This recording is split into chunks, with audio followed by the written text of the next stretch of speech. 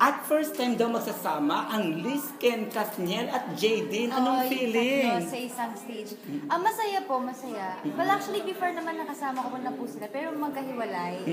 So yun, really looking forward po sa performance namin. Aside from performing together on stage, will there be a chance na magkakasama rin kayo sa mga gimikan, bonding ng tatlo? Hopefully. Well, kami naman po ng Liz, nakapag-bond kami in London.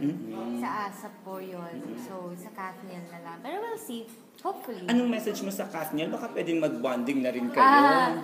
Busy din sila. I heard they're really busy with pangako sa'yo. So, tignan natin.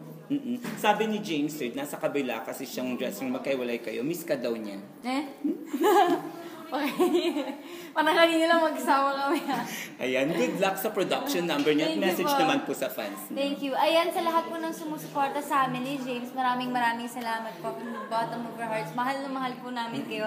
Thank you din po sa mga Otwalistas dyan, sa mga sumusubaybay sa On the Wings of Love, and sa mga nagpapatrend po every night. Maraming salamat po. At message mo po sa mga fans ng Kathniel at Liz, Ken. Ayan, super excited na ako kasi marami po sa kanila na parang nagtutulungan na sila, like nag-uusap na sila, ganyan. So parang hopefully maging maayos na lahat. So na yan, masaya po yun. Ayan. Maraming salamat. Ito naman po si Papa A para sa DZMM ABS-CBN.